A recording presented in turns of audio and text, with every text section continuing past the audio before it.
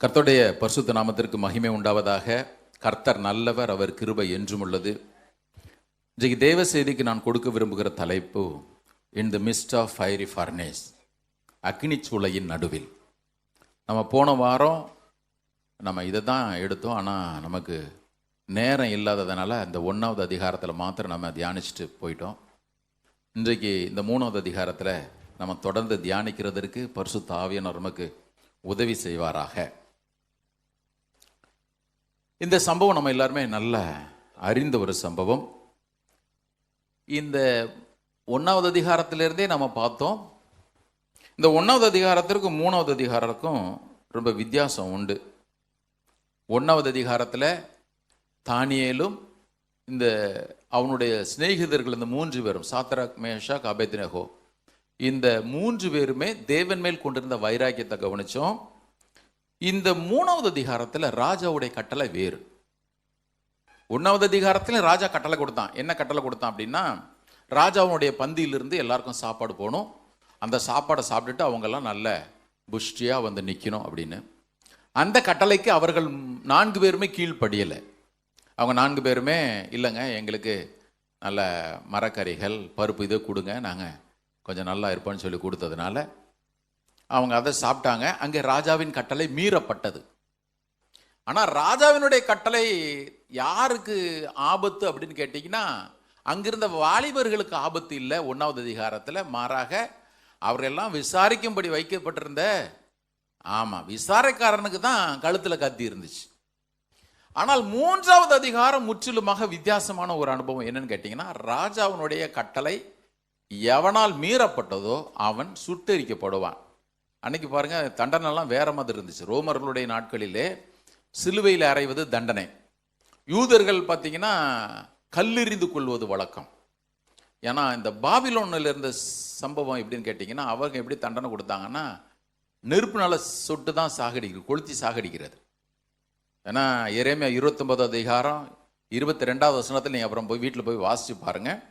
அங்கே அவர்கள் கொடுத்த தண்டனையே இந்த மாதிரி தூக்கி அக்னி சூளையில் தூக்கி போட்டுறது. இதுதான் இன்றைக்கு தண்டனை. இப்போ ராஜா கட்டளை வேறு என்ன, நான் நிறுத்தின இந்த சிலையை, பொற்சிலையை யாரெல்லாம் பணிந்து கொள்ளலையோ அவங்கெல்லாம் தண்டிக்கப்படுவாங்க, கொலை செய்யப்படுவார்கள். இது டைரக்டாக ஒவ்வொரு மனுஷனை நோக்கி வருது. அதனால தான் சொன்ன 1வது அதிகாரத்திற்கு 3வது அதிகாரத்துக்கும் ரொம்ப வித்தியாசம். நம்முடைய ஆண்டவர் எப்படிப்பட்டவர் அப்படின்னு பார்த்தீங்கன்னா, அவருக்கு பாஸ்போர்ட்டும் தேவையில்லை, விசாவும் தேவையில்லை. ஒரு அழில சொல்லுவோமா, ஆண்டவர் யாருங்க, எருசலேமில் தான் அல்லது இஸ்ரவேலில் தான் அல்லது யூதாவில் உள்ள பட்டணங்களில் மட்டும்தாங்க அவர் கிரியை செய்வார். நம்ம ஊர்லெலாம் பெரிய தலைவர்கள் வரலாம், பெரிய தலைவர்கள் வந்து அப்படியே போய் என்னதான் டாட்டா கட்டிட்டு போனாலும் நம்ம ஊருக்குள்ளேயே அவங்க போடுற திட்டம் இந்த நேரத்தில் வேலை செய்ய மாட்டேங்குது தானே. இந்தியாவிலே இன்றைக்கி பவர்ஃபுல்லான ஆள் யாருன்னு கேட்டிங்கன்னா நம்மளோட பிரதமர் மோடிஜி ஐயா தான். ஆனால் அவரே போட்டாலும் அங்கேயும் சுப்ரீம் கோர்ட்டில் போய் யாருன்னா ஸ்டே வாங்கிடுறாங்க. சில நேரத்தில் அவர் உள்ளே வந்தாருனாலே கோபேக் அப்படின்னு சொல்லிடுறாங்க. இப்போ அவர் தூரத்தில் நின்று கை காட்டிட்டு போயிடுறாரு. ஒரு நாட்டு தலைவர் சில நேரத்தில் இன்னொரு நாட்டுக்கு போக முடியல. ஆனா நம்முடைய ஆண்டவர் பாருங்க, அவருக்கு எல்லையே கிடையாது. வேதம் சொல்கிறது, வானம் அவருடைய சிங்காசனம், பூமி அவருடைய பாதபடி. இங்கே இப்படி ஒரு ஸ்டெப்பை வச்சாருன்னா ஆஸ்திரேலியாவில் நிற்பாரு, அடுத்த ஸ்டெப்பில் அமெரிக்காவில் இருப்பார். அவருக்கு ஒன்றும் பாஸ்போர்ட்டும் தேவையில்லை, விசாவும் தேவையில்லை. இவ்வளோ பெரிய தேவனை நம்ம ஆராதிக்கிறோம். ஆமென். இது யாருக்குமே சந்தோஷமா வரல பாருங்க. நான் ஆராதிக்கிற ஆண்டவர் எவ்வளவு பெரியவர் நினைக்கும் பொழுது அப்படி காலரை தூக்கி விட்டுக்க வேண்டாமா? அவன் பாருங்க பாபிலோனில் உட்காந்துக்கிட்டு அவ்வளவு தெனாவட்டா பேசினான், நாங்கள் ஆராதிக்கிற எங்கள் ஆண்டவர் தாங்க பெரியவர். நம்ம சர்ச்சுக்குள்ளேயே காலர் தூக்கி விடுறதுக்கு நம்ம ரொம்ப யோசிக்கிறோம். ஆண்டவர் அவருக்கு எந்த பார்டரும் தேவையில்லை, எந்த விசாவும் தேவையில்லை, பாஸ்போர்ட்டும் தேவையில்லை. நாம் இங்கிருந்து ஏறெடுக்கிற ஜெபத்திற்கு சைபீரியாவில் அவரால் கிரியை நடப்பிக்க முடியும். உண்மைதானே?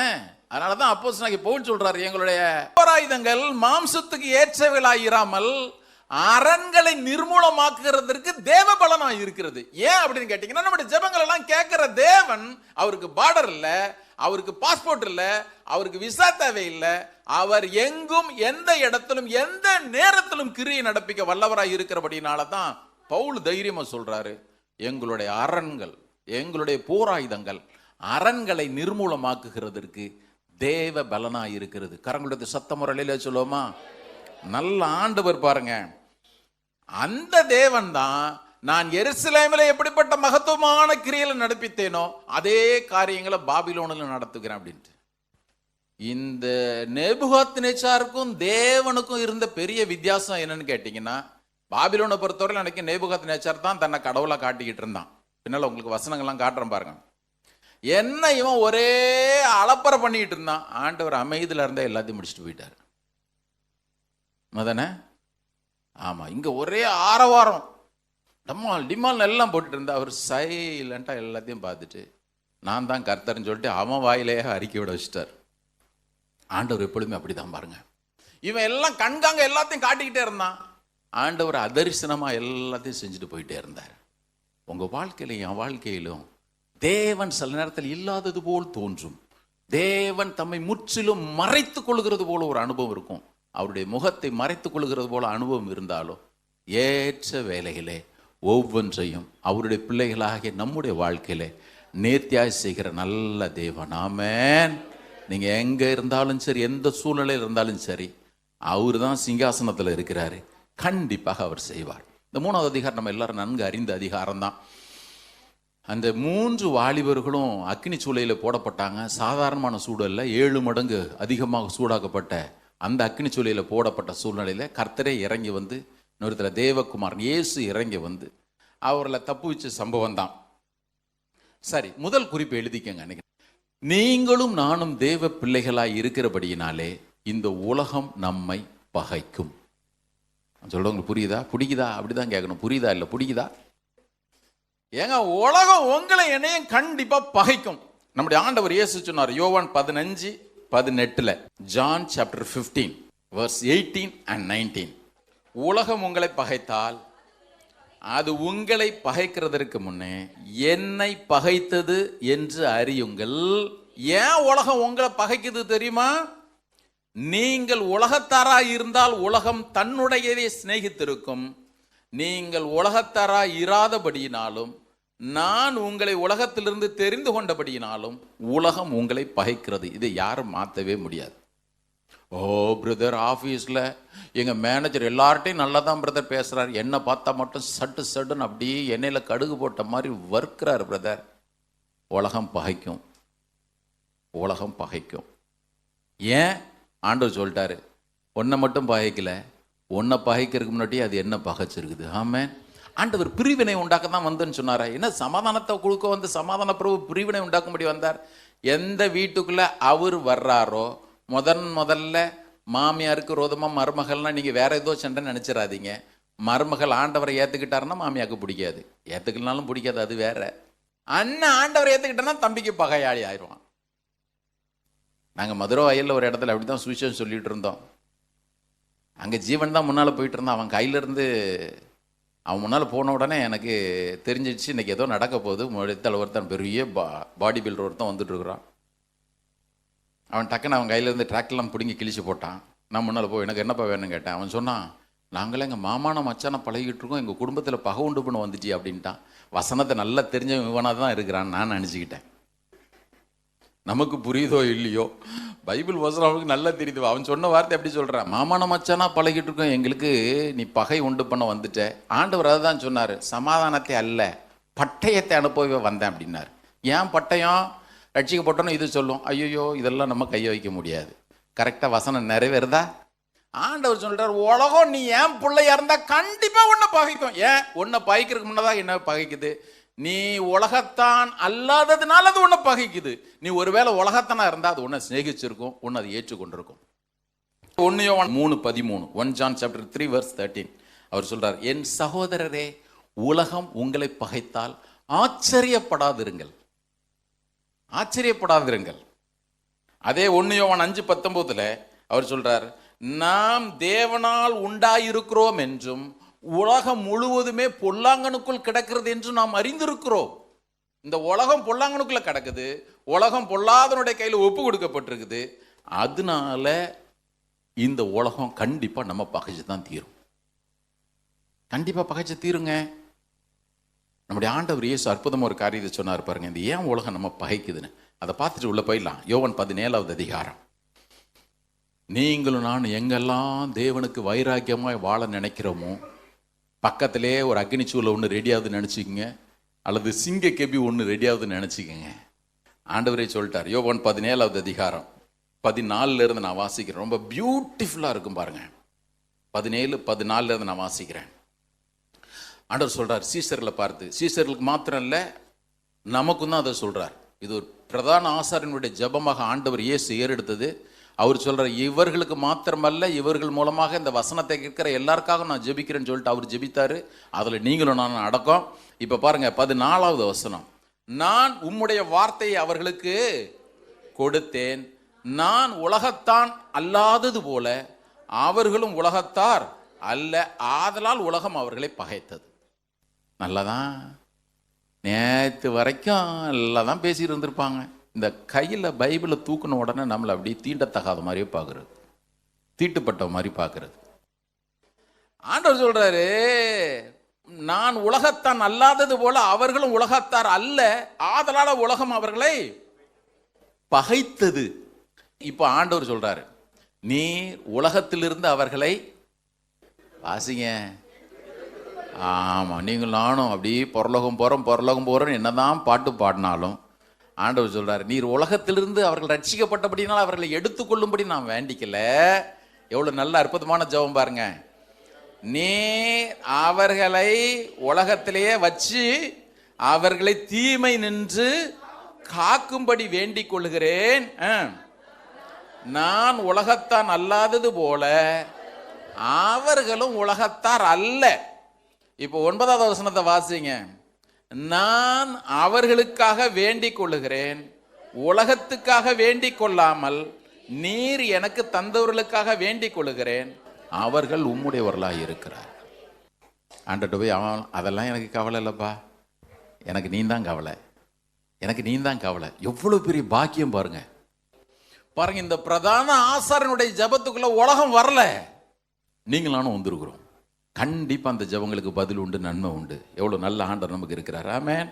பாருங்க, இந்த உலகத்திற்கு நம்ம ஆராதிக்கிற ஆண்டவர் யாருன்னு தெரியாமலாம் இல்லை, அவனுக்கு நல்லா தெரியும், அவனுக்கு நல்லா தெரியும். பாருங்க, உலகத்தானுக்கு நீங்களும் நானும் சேவிக்கிற தேவன் மெய்யானவர் என்று தெரியும், அல்லது நீங்கள் நானும் சேவிக்கிற தேவன் மெய்யானவர் தெரியுதோ இல்லையோ, தேவன் ஒருத்தர் இருக்கிறார், அவர் பரிசுத்தர், உண்மையுள்ளவர்னு தெரியும். அதனாலதான் அப்போஸ்தலனாகிய பவுல் எழுதும்போது எழுதுறார், ரோமர் 1வது அதிகாரம் 21வது வசனத்துல, அவர்கள் தேவனை அறிந்தும் அவர் தேவன் அறிக்கையிடாம அவரை மகிமைப்படுத்தாம தங்களுடைய இருதயங்களை அவரை ஸ்தோத்திரியாமலும் இருந்து தங்களுடைய சிந்தனைகளில் அவர்கள் வீணரானார்கள் எழுதுறார். உலகத்துக்கு தெரியுங்க ஆண்டவர் யாருன்னு. நீங்களும் நான் ஆராதிக்கிற ஆண்டவர் எனக்கு தெரியும், ஆனாலும் இந்த இடும்புக்குன்னு பண்றது இருக்குது தெரியும்ல. அதுதான் இன்னைக்கு நேபுகாத்நேச்சாருக்கு அதே பிரச்சனை தான். நேபுகாத்நேச்சாருக்கு என்ன பிரச்சனை அப்படின்னு கேட்டீங்கன்னா, இந்த 3வது அதிகாரத்துல எஸ்பெஷலி பார்த்தீங்கன்னா, தேவனை அறியாதவன் அல்ல அவன். உங்களுக்கு முன்னால உள்ள வசனங்கள்லாம் காட்டுறேன் பாருங்க. 2வது அதிகாரம் முடிவில் கூட தேவன் தான் தேவன் அறிக்கையிட்ட ஒரு பையன். நான் நேற்று ரொம்ப நேரம் இந்த நேபுகாத்நேச்சாரை யோசிச்சேன். இவன் 1ஆம் நம்பர் அவசரம் கொடுக்க 1ஆம் நம்பர் முட்டாள் போல் தெரியுது. சில நேரத்தில் இந்த பெரிய போஸ்டில் இருக்கவங்களாம் ரொம்ப முட்டாளாக தான் இருப்பான் போல் தெரியுது இல்லை. ஒரு நாள் 4 பேர் ஒரு சின்ன விமானத்தில் போயிட்டு இருந்தாங்க. திடீர்னு விமானம் அவ்வளோதான், கொஞ்ச நேரத்தில் ஃப்ளைட்டு கீழே உள்ள போகுது. ஆனால் 4 பேர் போயிட்டு இருந்த ஃப்ளைட்டில் 3 பாராசூட் தான் இருந்துச்சு. பைலட்டு, நாட்டில் இருந்த பெரிய அரசியல்வாதி, ஒரு தலைவர், ஸ்கூல் படிக்கிற பையன், ஒரு பாஸ்டர்.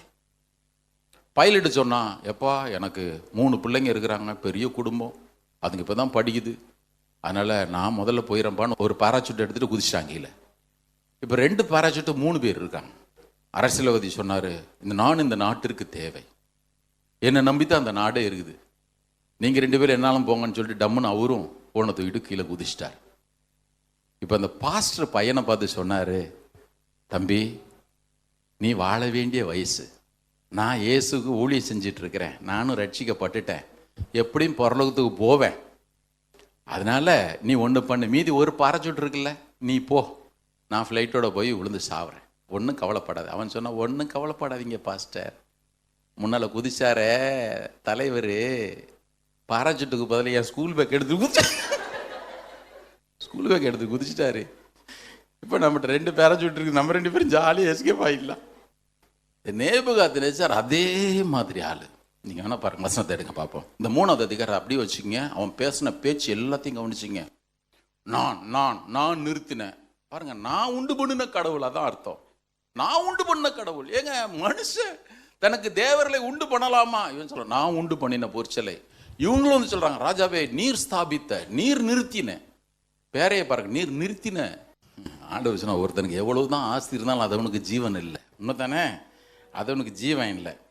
இப்போ பிரச்சனை என்னன்னு கேட்டீங்கன்னா, அப்படி வாங்க, தானியேல் 2வது அதிகாரம் 3வது அதிகாரத்துல நான் நிறுத்தின பொற்சிலை பண்ணின்னு சொன்ன இந்த ராஜா 2வது அதிகாரத்தினுடைய முடிவில் என்ன சொன்னான் பாருங்க. 46வது வசனம். ஏன் அப்படின்னு கேட்டிங்கன்னா, இந்த சம்பவம் சில பேருக்கு புரியுது இல்லை? ஆமாம். திடீர்னு இந்த ராஜா ஒரு கனவு காண்றான். இந்த கனவு ராஜாவை திடீர்னு ரொம்ப கலங்கடிச்சிருது. என்ன கனவு? ஒரு சிலை நிற்கிது. நல்லா கவனிங்க, நான் சொல்கிற ஒவ்வொரு வார்த்தையும் கவனிக்கணும். அப்போ தான் 3வது அதிகாரம் உங்களுக்கு புரியும் ஏன் அப்படி செஞ்சான். ஒரு பெரிய சிலை நிற்குது.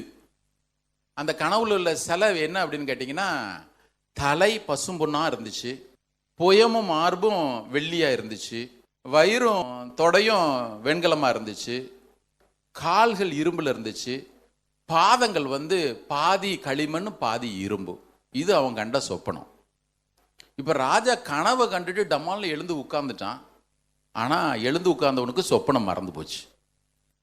இப்போ எல்லாரையும் கூப்பிட்டு சொல்கிறான், நான் சொன்ன சொப்பனத்துக்கு அர்த்தம்னு சொல்லுன்னு சொன்னால் கூட பரவாயில்லை, பார்வர்ட் மாதிரி. இவன் சொன்னால் நான் கண்ட சொப்பனத்தையும் சொல்லணும். நம்ம ஊரில் இன்னைக்கு அப்படி சொல்லி எவனாவது ஒருத்தன் சர்வாதிகாரி மாதிரி ஒருத்தன் எழுந்து, வாங்க எல்லா சாமியாரும் வாங்க, எல்லா தீர்க்கதரிசியில் வாங்க, அவங்களையும் விட்டுறக்கூடாதுல்ல, எல்லாரும் வாங்க, நான் கண்ட சொப்பனத்தையும் நீங்கள் சொல்லணும், அதுக்கு அர்த்தத்தையும் சொல்லணும். ராஜா பார்த்தான், எல்லார்ட்டையும் சொன்னான், இங்கே பார், ஏதாயிலும் ஒரு அர்த்தம் சொல்லி நீ எஸ்கேப் ஆகலாம் பார்க்கக்கூடாது, எனக்கு ஒழுங்காக கனவை சொல்லணும். ஒருத்தராலும் சொல்ல முடியல. வேதம் சொல்லுகிறது எல்லாரையும் கொலை செய்கிறதுக்கு ராஜா கட்டளையிட்டான். தானியேல் ஒருத்தன் தான் போய் யாரை கொலை செய்கிறதுக்கு அனுப்பினானோ அவன் டீம் லீடர்கிட்டே போய் பேசுகிறான். பேசி, என்னையா ராஜாக்கு என்னதான் பிரச்சனை, எல்லாரும் இந்த மாதிரி துரத்திட்டு அலையிறீங்க? அதுனா ராஜாவுக்கு சொப்பனத்தையும் சொல்லணும், சொப்பனத்துக்கு அர்த்தத்தையும் சொல்லணும். நான் நினைக்கிறேன் தானியேல் மனசு நினைச்சிருப்பான், அந்த லூசு பைய கிட்ட மாட்டிக்கிட்டு நம்ம படுற பாடு தாங்க முடியல, அங்கேயே ஒழுங்காக இருந்திருந்திருக்கலாம். ஆனாலும் கர்த்தர் ஒருத்தர் இருக்கிறார் பாருங்க. ஆமேன். இவன் போனா பாருங்க, எப்பவுமே எந்த பிரச்சனைக்கும் சொல்யூஷன் இல்லைன்னு நினைக்கவே நினைக்காதீங்க. தானியேலுக்கும் அவனுடைய சிநேகிதர்கள் 3 பேருக்கும் வேற எதுவுமே தோணலை. எல்லாத்தையும் சொல்றதுக்கு ஒரு ஆண்டவர் இருக்கிறாரு. இந்த ஆண்டவருக்காக நம்ம வைராக்கியம் பாராட்டுறோம். நேராக போனான், ஆண்டவர்கிட்ட கேட்டாங்க. ஆண்டவர் தானியேலுக்கு சொப்பனத்தையும் சொல்லிட்டாரு, சொப்பனத்தினுடைய அர்த்தத்தையும் சொல்லிட்டார். ஒரு அலையில சொல்லுவோமா? அதனால தான் ஆரம்பத்திலேருந்தே சொல்கிறேன், நம்முடைய தேவன் எப்படிப்பட்டவர் அப்படின்னா, அந்த ஸ்பிரிச்சுவல் ரெல்முக்குள்ளே உள்ளே போயிடுவார். ஆவிக்குரிய வட்டாரத்தில் உள்ளே போயிட்டு அவருக்கு எல்லாம் தெரியும். ஒருத்தனுக்கு கனவை உண்டு பண்ணவும் முடியும், ஒருத்தனுக்குள்ளே வந்த கனவையும் சொல்ல முடியும், அவனுடைய அர்த்தத்தையும் சொல்ல முடியும். நல்ல ஆண்டவர் நம்ம ஆராதிக்கிறோம் பாருங்க. ஆமென். அவரால் எல்லாம் செய்ய முடியும். இப்போ இந்த கனவெல்லாம் சொல்லிட்டான், சொப்பனத்தை சொல்லிட்டான். இப்போ சொப்பனத்தை சொன்ன உடனே இவனுடைய நினைப்பு வந்துடுச்சு நேபுகாத்நேச்சாருக்கு. அப்போ நான் தான் பொண்ணு, கரெக்டு தானே? ஏன்னா இந்த பாபிலோனுடைய ராஜாங்கம் தான் வந்து தானியேல் சொன்ன சொப்பனத்தினுடைய அர்த்தத்தின்படி நான் தான் பசும் பொன், நல்ல சுத்தமான பொன். இப்போ பாபிலோனிய இந்த அரசாங்கம் தான் நல்ல பொண்ணுனால இருக்கிறபடினாலே ராஜா 2 காரியத்தை யோசிச்சிருக்கணும். என்ன அப்படின்னா, தானியேலை நீ சொல்ற மாதிரி என்னுடைய ராஜா ஒன்றும் போயிடக்கூடாது, மேல இருந்து கீழே வரைக்கும் பொண்ணாவே இருக்கணும் நான் விரும்புறேன். நடுவுல வெள்ளியையும் விரும்பல, வெண்கலத்தையும் விரும்பல, இரும்பையும் விரும்பல, களிமண்ணையும் நான் விரும்பல, முற்றிலும் பொண்ணா இருக்கணும்னு சொல்லிட்டு ஒருவேளை பொற்சிலை உண்டு பண்ணி வைத்திருக்கலாம். 60 முழ உயரம், 6 முழ அகலம். நம்ம பாஷையில் சொல்றதா 90 அடி உயரம், 9 அடி அகலம். தூரா இன்னும் சமவெளியிலே கொண்டு வந்து நிறுத்திட்டான். இப்ப கட்டளை என்ன? எல்லா மியூசிக் இன்ஸ்ட்ருமெண்ட்டும் வாசிக்கும் பொழுது, இசைக்கருவிகள்லாம் வாசிக்கும் பொழுது கட்டிக்காரன் வந்து சொல்லிட்டான், எப்பா சத்தத்தை கேட்டோம்னா எல்லாரும் விழுந்து நீங்கள் இந்த பொற்சிலையை பணிந்து கொள்ள வேண்டும். யார் தெரியுமா அதை செஞ்சா? 2வது அதிகாரத்தில் நம்ம வாசிச்சோமே, இந்த தேவனை போல ஒரு தேவன் இல்லைன்னு சொன்னானே அதே வாய். மறுநாள்ல இது நடக்கல. பைபிள் ஸ்காலர் சொல்றாங்க, கிட்டத்தட்ட 16 to 20 வருஷம் கழிச்சு தான் அவன் மறுபடியும் இந்த கிறுக்குத்தனம் பண்ண ஆரம்பிச்சான் அப்படின்ட்டு. கர்த்தர் பிள்ளைங்க கவனிங்க. நான் ஏன் இதை சொல்றேன்னா, உங்களுக்கும் எனக்கும் வாழ்க்கையில வரக்கூடிய சவால்கள் அல்லது உங்களையும் என்னையும் பகைக்கூடிய சூழ்நிலைகள், அது மனுஷன் பகைச்சாலும் சரி, யார் பகைச்சாலும் சரி, அவர்களுக்கு எல்லாருக்கும் நல்லா தெரியும், நீங்களும் நானும் ஆராதிக்கிற தேவன் தான் உண்மையுள்ள தேவன். ஆனாலும் வம்பு சண்டைக்கு திரும்ப திரும்ப அவங்க வந்துக்கிட்டே இருக்கிறது பாருங்க, வந்துக்கிட்டே இருக்கும். நான் நினைக்கிறேன், ஏன் இந்த குரூப்பில் தானியல் இல்லாமல் போனான்னா, ஒருவேளை தானியல் இவர்கள் எல்லாருக்கும் மேலானவன். வேதம் சொல்லுகிறதே, தேசத்தினுடைய மாகாணத்தினுடைய அதிகாரிகள் இவர் எல்லாருக்கும் மேலே தானியில் வச்சுருந்தான். அதனால ஒருவேளை மற்றவங்க அவன் பக்கத்தில் போகாமலே இருந்திருந்திருக்கலாம். கீழே கொஞ்சம் கிரேடு குறைஞ்சவங்க இந்த சாத்ராக் மேஷாக் ஆபேத்நேகோ அவங்க மாட்டிக்கிட்டாங்கன்னு நினைக்கிறேன். நேற்று யோசிச்சுட்டு இருந்தேன், இவங்க 3 பேரும் கொஞ்சம் கிரேடு கம்மி தான். இவங்களுக்கு சோதனைனால தானியலுக்கு சோதனை வராமல் வரல. தானியலுக்கு 6வது அதிகாரத்தில் பெரிய சோதனை காத்து இருந்துச்சு, சிங்க கேபி. எப்படி பார்த்தாலும் சரி, நீங்களும் நானும் கர்த்தருக்கு வைராக்கியமாக இருக்கும் பொழுது ஒன்று சூளை இருக்கும், இல்லைன்னா சிங்க கேபி இருக்கும். இது காலையிலேயே வரவே வராத. ஓ பிரதர், நான் ஆண்டவருக்கு வைராக்கியமாக இருக்கிறேன் பிரதர், எனக்கு ஏன் பிரதர் இது வரணும்? ஆண்டவர் சொல்கிறார், உலகம் ஒன்றை பகைச்சு ஆச்சரியமே படாத, அது ஒன்றை பகைக்கிறதுக்கு மட்டும் என்ன பகைச்சிருக்குது. ஆமென்.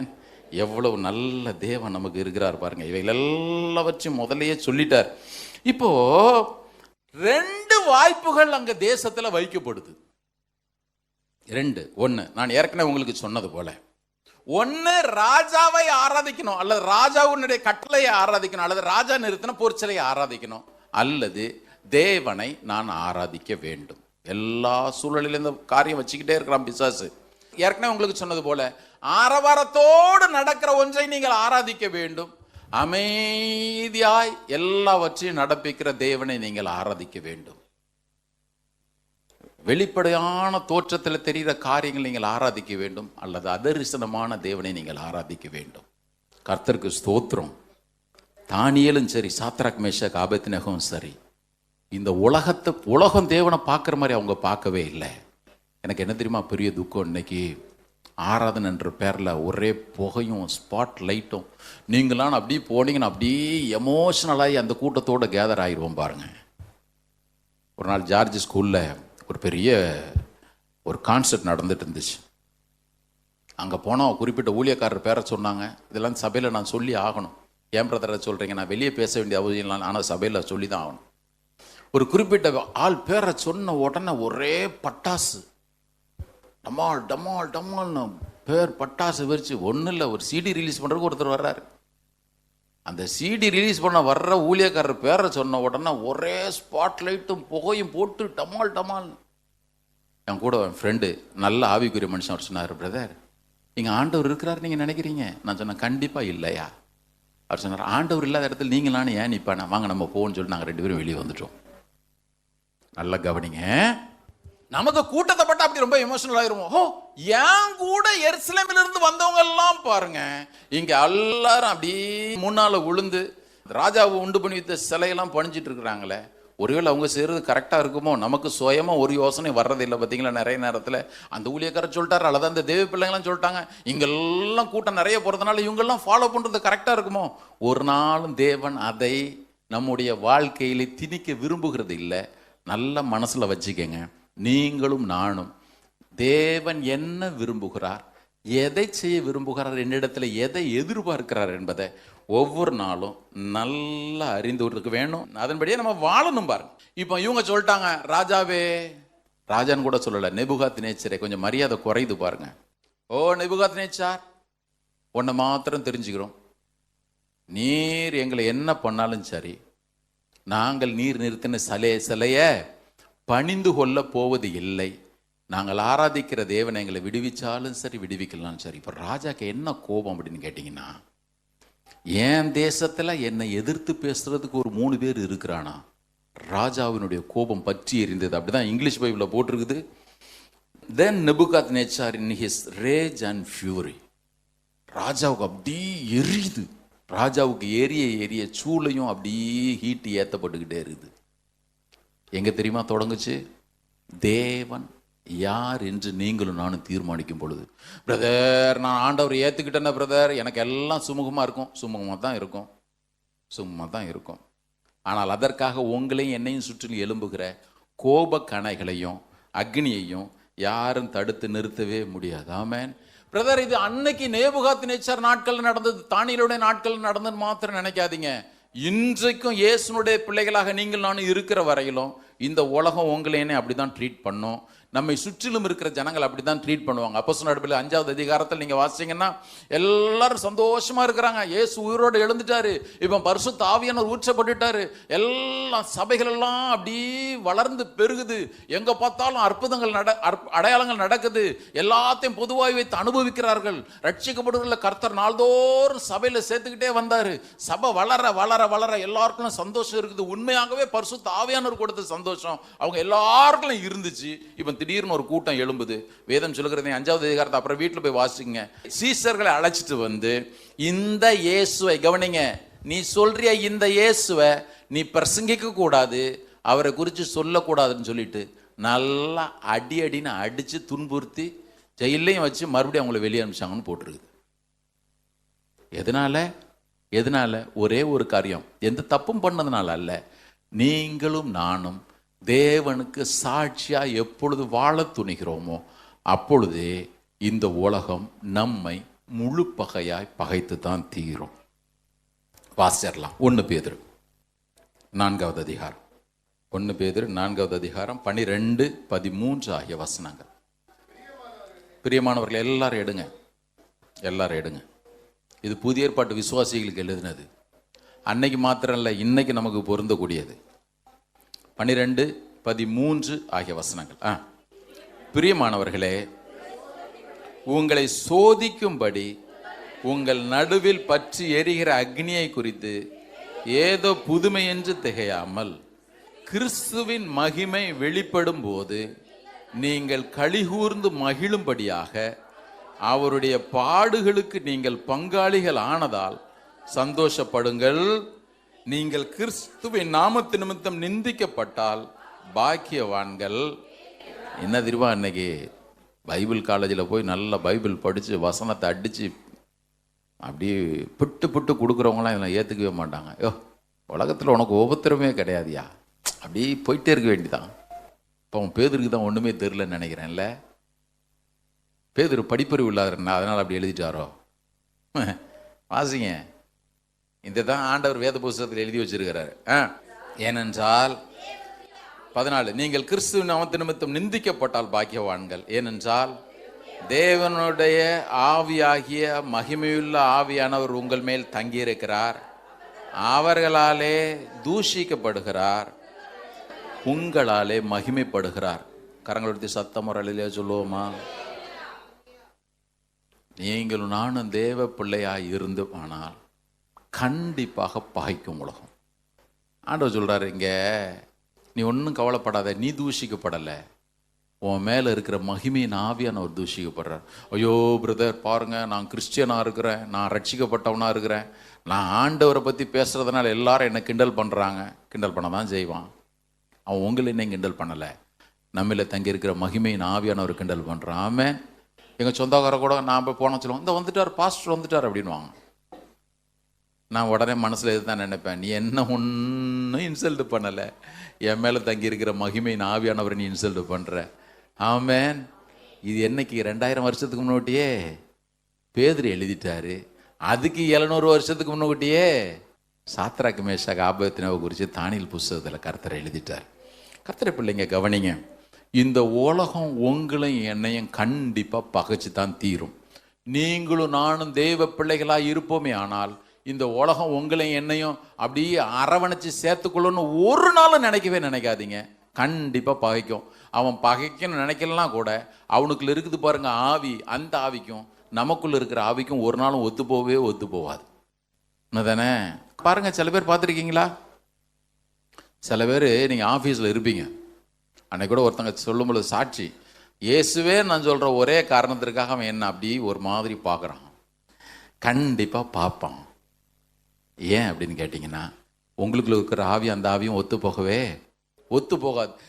ஏன் இப்படிப்பட்ட ஒரு ரூல் அன்னைக்கு பாபிலோன்ல ஏற்படுத்தப்பட்டுச்சு அப்படின்னு கேட்டிங்கன்னா, இவர்கள் 3 பேரையும் கவிழ்ப்பதற்காகவே இப்படிப்பட்ட ஒரு ரூல் ஏற்படுத்தப்பட்டுச்சு. தானியேல் விஷயத்துல ஏன் இப்படிப்பட்ட ஒரு ரூல் ஏற்படுத்தப்பட்டுச்சு? ராஜாவை தவிர வேற யார்கிட்டையும் ஜெபம் பண்ணக்கூடாதுன்னு எதற்கு ரூல் ஏற்படுத்தப்பட்டுச்சு? தானியேல் என்கிற ஒரு மனிதனுக்கு குழி வெட்ட வேண்டும் என்கிற ஒரே காரணத்திற்காக. சில நேரத்தில் ஆஃபீஸில் அப்படிலாம் வரும். நீங்களும் நானும் அதெல்லாம் குறிப்பாக இந்த பிரச்சனை எங்கே வரும்னா ஆயுத பூஜை நடக்கும் பொழுது தான் பெரிய பிரச்சனையாக வரும் பாருங்க. ஆயுத பூஜை நடக்கும் பொழுது பார்த்தீங்கன்னா நம்ம கூடவே நிற்பான். ஆமாம், கர்த்தருக்கு ஸ்தோத்திரம் நம்மக்கிட்ட சொல்லிட்டு அங்கே போய் பொரியும் கடலையும் வாங்கி தின்னுட்டே நிற்பான் பாருங்க. அவன் சொல்லுவான், இவனும் கிறிஸ்தவன் தான், இவனும் சர்ச்சுக்கு போகிறான், அவன் வாங்கி தின்றான், உனக்கு மட்டும் என்ன கேடு வந்துச்சுன்னு கேட்பான் பாருங்க. அங்கே தான் நமக்கு வண்டியை இடிக்கும். புரியுதா புரியலையா? அன்னைக்கு எழுதிக்கங்க, உலகம் என்னை கண்டிப்பாக பகைக்கும், என் தேவன் எனக்குள்ளே இருக்கிறபடினால பகைக்கும். ஒரு அழிலே சொல்லுவோமா? அதுக்காக வம்பு தும்பில் போய் மாட்டிட்டு பகைச்சுதான் பிரதர் கர்த்தருடைய நாமத்திலும் அதை நான் கஷ்டப்படுறேன்னு யாரும் சொல்லக்கூடாது. அதையும் பின்னால் அழகாக பேதுரு எழுதிட்டார், 4வது அதிகாரத்தில் டீட்டெயில்டாக எழுதிட்டாரு. நீங்கள் அப்புறம் போய் வாசிக்கங்க. சரி, 2வது குறிப்பு, எல்லா சூழ்நிலையிலும் நீங்கள் தேவனுடைய வசனத்திற்கு கீழ்ப்படுகிறவர்களா இருங்கள். சொன்ன உலகம் உங்களை பகைத்தா ஆச்சரியப்படாதிருங்கள். 2வது, எல்லா சூழ்நிலையிலும் நீங்கள் தேவனுடைய வசனத்திற்கு கீழ்ப்படுகிறவர்களாக இருங்கள். நீங்க உடனே நினைப்பீங்க, ஏன் இவர்கள் அந்த பொற்சிலையை பணிந்து கொள்ளாமற் போனாங்க, ராஜாவினுடைய கட்டளைக்கு கீழ்ப்படியாமற் போனோம் அப்படின்ற அர்த்தம் கிடையாது. அவர்கள் தேவனுடைய கட்டளைகளுக்கு கீழ்ப்படிந்தபடினாலே. ஆண்டவருடைய கட்டளைகளில் கட்டளை என்ன? யாத்திராகமம் 20வது அதிகாரத்திலையும் உபாகமம் 5வது அதிகாரத்திலும் அப்புறம் போய் வாசிச்சு பாருங்க. என்னை அன்றி உனக்கு வேற தேவர்கள் உண்டாயிருக்க வேண்டாம். அவரு சொன்ன ஒரே ஒரு வசனத்திற்கு, அந்த வார்த்தைக்கு நாங்கள் கீழ்ப்படுகிறபடியினாலே எத்தனை ஆபத்துகள் எங்களுக்கு வந்தாலும் நாங்கள் அவைகளிலே தேவனுக்கு சாட்சியாய் விளங்குவோம். சவால்களை எதிர்கொள்ள நாங்கள் ஆயத்தமாக இருக்கிறோம். அந்த 3 பேரும் நின்னாங்க. கர்த்தருடைய பிள்ளைங்க கவனிங்க, நீங்களும் நானும் தேவனுடைய வசனத்திற்கு கீழ்ப்படுவோமே ஆனால் அங்கேயும் ஒரு விளக்கரையும் கண்டிப்பாக கொடுத்து தான் தீரணும். ஏன்? வேதமே சொல்லுகிறது, இந்த உலகம் பொல்லாங்கனுக்குள் கிடக்கிறது. உலகம் பொல்லாங்கனுக்குள் கிடக்கிறபடியினாலே கண்டிப்பாக அது உங்களை பகைத்து தான் தீரும். தேவனுடைய கட்டளைக்கு பிரியமா அல்லது கட்டளையின்படி வாழ விரும்புகிற எல்லா மனிதரையும் அந்த உலகம் கண்டிப்பாக பகைக்கும். ஆண்டவரே சொல்லிட்டாரு, இந்த உலகத்துக்கு அதிபதி வேற. இது தேவனால் படைக்கப்பட்ட உலகம்தான், ஆனால் இந்த உலகத்திற்கு அதிபதி வேறு. அந்த அதிபதி தேவனுக்கு எதிர்த்து நிற்கிறபடினாலே உங்களையும் என்னையும் கண்டிப்பாக அவன் எதிர்த்து தான் நிற்பான். இப்போ கேள்வி வைக்கப்படுது இந்த 3 பேருக்கு முன்னால, இந்த பார், நீ தேவனுக்கு கீழ்ப்படுறியா ராஜாவுக்கு கீழ்ப்படுறியா? கொஞ்சம் கொஞ்சமா அப்படி காம்ப்ரமைஸ் பண்ணிக்கலாம். தெரியும்ல, சில நேரத்தில் சமரசம் செய்து கொள்ளலாம். கர்த்தருடைய பிள்ளைங்க பாருங்க, உங்கள் வாழ்க்கையில் வாரத்திற்கு ஒரு முறையாவது, மாதத்திற்கு ஒரு முறையாவது அல்லது வருஷத்துக்கு ஒரு முறையாவது கண்டிப்பாக இப்படிப்பட்ட சோதனை முன்னால் வைக்கப்பட்டுகிட்டே இருக்கும். நீங்கள் நான் நினைப்பீங்க, என்னைக்கோ ஒரு நாள் சோதனையை நான் ஜெயிச்சிட்டேங்க, இனிமேல் என் வாழ்க்கையில் சோதனை வரவே வராதுன்னு ஒரு நாள் நினைக்கக்கூடாது. நான் போன முறை கூட சொல்லும் பொழுது சொன்னேன், பிசாசு முதல்ல நீ தேவனுடைய குமாரனையானால் அப்படின்னு சொல்லிட்டு வனாந்தரத்தில் சோதிச்சான்.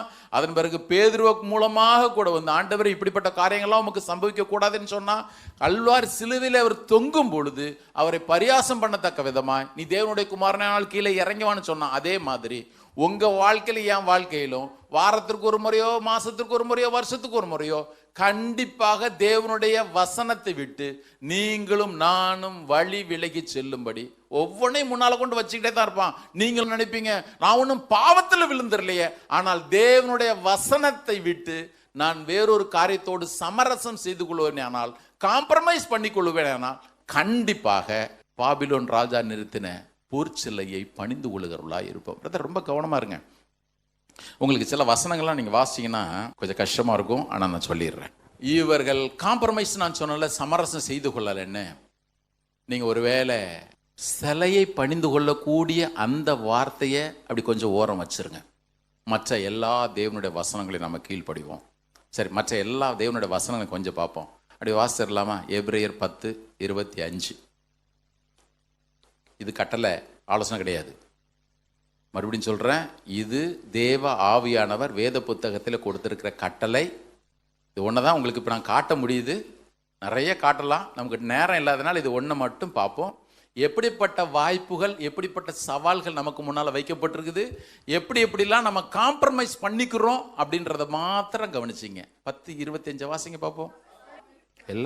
எல்லாரும் சேர்ந்து வாசி, இவ்வளோ சத்தமாக வரும். நான் வாசிச்சிருப்பேன், இது நீங்கள் எல்லாரும் வாசிக்கணும், அதனால தான் நான் வாசிக்க சொல்கிறேன். சபை கூடி வருதலை சிலர் விட்டு விடுகிறது போல நாமும் விட்டு விடாமல் ஒருவருக்கு ஒருவர் புத்தி சொல்ல கடவோம். சரி, நாளானது சமீபத்து வருகிற பார்க்கிறீர்களே, இதை ஏற்கனவே நான் உங்களுக்கு வாசி விளக்கம் சொல்லியிருக்கிறேன். இன்னொரு மணி பார்த்துருவோமா? நல்லது. ஆமாம், அப்போ தான் ஞாபகத்தில் இருக்கும். இது அடிக்கடி தியானிக்க வேண்டிய வசனம். எபிரேயர் 10. நான் அன்னைக்கு வாசிச்ச சில பேர் மறந்துருப்பீங்க. வாசிக்கலாமா? சபை கூடி வருதலை சிலர் விட்டு விடுகிறது போல நாம் விட்டு விடாமல் ஒருவருக்கு ஒரு புத்தி சொல்ல கடவோம். நாளானது சமீபித்து வருகிறதை எவ்வளவாய் பார்க்கிறீர்களோ, இயேசு வருகை எவ்வளோ சமீபமோ அவ்வளோ தீவிரமாக சர்ச் அட்டன் பண்ணணும்னு போட்டிருக்கு. அப்படி தானே போட்டிருக்கு? அடுத்த வசனத்தை வாசிங்க பாருங்க. இது 24வது வசனத்திலிருந்து வர்ற கண்டினியூட்டி, தொடர்ச்சி, துண்டு துண்டா எழுதலை. சரியா? 26வது வசனம். சத்தியத்தை அறியும் அறிவை அடைந்த பின்பு நான் மனப்பூர்வமாய் பாவம் செய்கிறவர்களா இருந்தால் பாவங்களின் நிமித்தம் செலுத்தத்தக்க வேறொரு பலி நீராமல் நியாய தீர்ப்பு வருமென்று பயத்தோட எதிர்பார்க்குதலும் விரோதிகளை பட்சிக்கும் கோபாக்கினையுமே. நீங்க நினைப்பீங்க, இதுக்கும் சர்ச்சுக்கு அட்டன் பண்றதுக்கு என்னங்க சம்பந்தம் இருக்குது? இது சர்ச்சுக்கு அட்டன் பண்றதுக்கு என்னங்க சம்பந்தம் இருக்குது? அப்படி 29வது வசனத்துக்கு வாங்க. தேவனுடைய குமாரனை காலின் கீழ் மிதித்து தன்னை பரிசுத்தம் செய்த உடன்படிக்கின் ரத்தத்தை அசுத்தம் என்று எண்ணி கிருவின் ஆவி நிந்திக்கிறவன் எவ்வளவு கோடிதான ஆக்கினைக்கு பாத்திரவனா இருப்பான் என்பதை நீங்க நல்லா கவனிங்க. இந்த அதிகாரம் முழுவதையும் வாசிச்சிங்கன்னா சபை கூடி வருதல் எவ்வளவு முக்கியமான கட்டளைன்றதுக்கு தெரிஞ்சுப்பீங்க. ஏங்க, இதுக்கும் தேவனுடைய குமாரனுடைய ரத்தத்தை காலின் கீழே போட்டு மிதிக்கிறதுக்கும் என்னங்க சம்பந்தம் இருக்குது? சம்பந்தம் இருக்குதே, போட்டு எழுதியிருக்கிறாரு.